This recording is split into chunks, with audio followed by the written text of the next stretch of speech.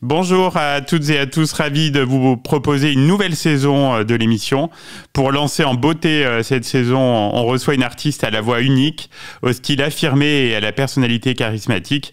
Elle s'est imposée en quelques années comme l'une des figures incontournables de la scène musicale francophone et elle nous fait l'honneur d'être avec nous aujourd'hui. Bonjour Lazara.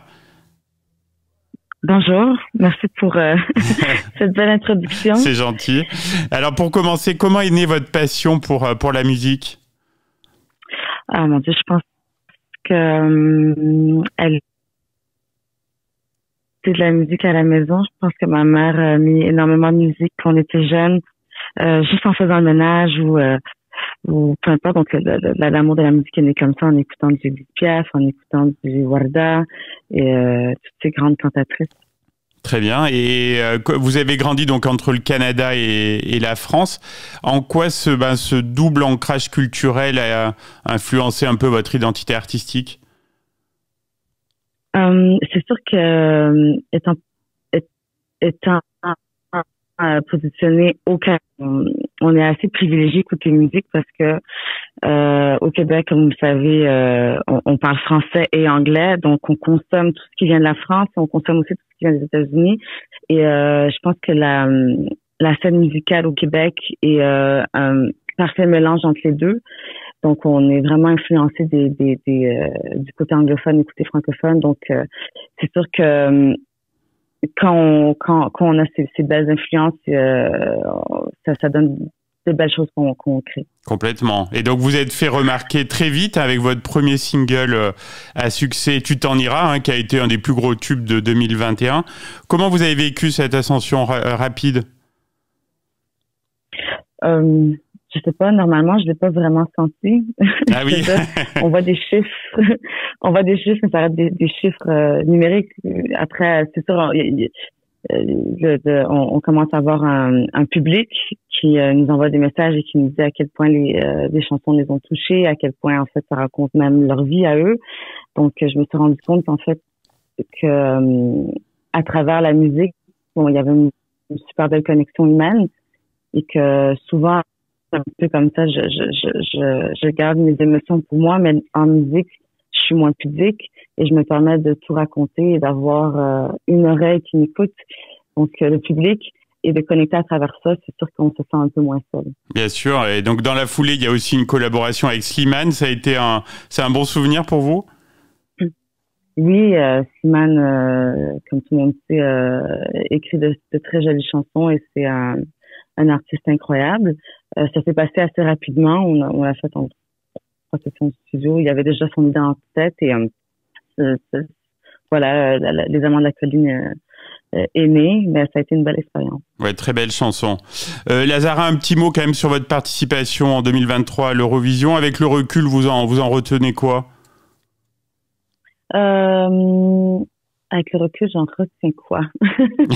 Ça a été marquant dans votre parcours.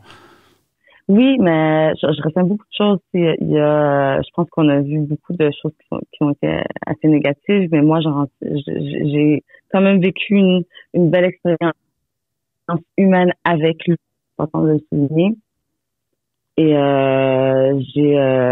c'est le principal pour vous. C'est le principal. On oublie le reste, en fait. Ben, c'est tout ce qui compte. Moi, je fais de la musique déjà pour faire de la musique, parce que j'ai comme un besoin vital de le faire, d'écrire des chansons, de les rendre physiques et de pouvoir connecter avec les gens, c'est merveilleux. Et le public de l'Eurovision, c'est un peu un public à part. C'est des mélomanes, ils connaissent vraiment Bien la sûr. musique, ils s'arrêtent à chaque petit détail, ils vont étudier tes paroles, donc il y a vraiment une connexion artistique qui a été très forte avec le public de l'Eurovision. Et j'en retiens de belles choses. Et après ça, bon, je pense que tout arrive dans la vie parce que ça a été écrit. Et moi, Bien ça sûr. m'a permis aussi de prendre un autre chemin qui est mon indépendance, justement, artistique. Et aujourd'hui, je suis totalement épanouie avec ma nouvelle vie, quoi. Bah justement, donc vous revenez avec un nouveau single très réussi, Diva. Est-ce que vous pouvez nous raconter comment il est né ce morceau? En fait, c'est né durant l'Eurovision, un peu avant la grande finale. Je pense que tout le monde a vu, il y avait beaucoup de de, voilà, des médias qui disaient que j'étais une diva, etc. Donc moi et Benny Adam, avec qui j'écris, je réalise pas mal toutes mes chansons, on s'est dit, ben en fait, pourquoi pas juste simplement écrire une chanson là-dessus. Je pense que c'est c'est légitime et d'en jouer, en fait. Oui, c'est ça. Ben, c'est bien de l'avoir tourné comme ça, en fait. Ben, je pense que la plupart des gens ont l'impression que je suis une personne qui prend au sérieux quand c'est absolument pas le cas. C'est sûr que on s'amuse beaucoup, on fait des maquillages extravagants, on prend des tenues, mais ça c'est un peu un rêve d'enfant, donc on s'habille comme on veut, puis on permet à un côté de notre personnalité de briller un peu plus, mais ça n'a jamais été fait de façon sérieuse, de façon hautaine, et je pense que c'est là que la chanson diva est née, pour dire ben ok, c'est votre vision de la chose, voici la mienne. Et peut-être que au fond c'est vous qui vous prenez un peu trop au sérieux et pas moi, quoi. Oui. Donc on écoutera le titre après notre entretien, mais comment le public a accueilli ce morceau depuis sa sortie? Je pense que ça a été bien accueilli. Je pense que ça fait longtemps que mon public attendait de nouvelles chansons. Après, ils en veulent toujours plus, donc ils me demandent la suite. Ah bah oui, justement, c'est quoi la suite alors? Ben en ce moment, je suis au Maroc. Je suis en train de finaliser mon prochain single. On est en train de faire des préparations pour le prochain clip.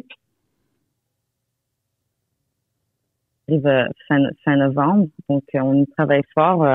Je prépare de belles chansons pour mon public et j'espère qu'ils vont apprécier. Bon ben on n'en doute pas. Et après toutes ces expériences, qu'est-ce que vous retenez de votre parcours là? Qu'est-ce que vous vous dites quand vous regardez dans ces dernières années? Ben c'est que le début. Moi j'ai commencé à chanter de façon sérieuse en 2020. Oui. J'apprends tous les jours. J'apprends. J'ai pas de technique. J'ai pas été à l'école pour ça. Oui, bien sûr. J'apprends au fur et à mesure. Et j'apprends aussi, voilà, ma carrière et ma vie de famille et aussi ma santé physique et mentale. J'essaie d'avancer à mon rythme, mais c'est sûr que je sais que je suis au début de mon apprentissage musical et je pense que le meilleur va être pour la suite. Bah, c'est tout ce qu'on vous souhaite. En tout cas, c'était vraiment très sympa de vous avoir dans l'émission Lazara. On va écouter tout de suite Diva et puis on vous dit à très bientôt sur Logos FM. Merci pour l'invitation.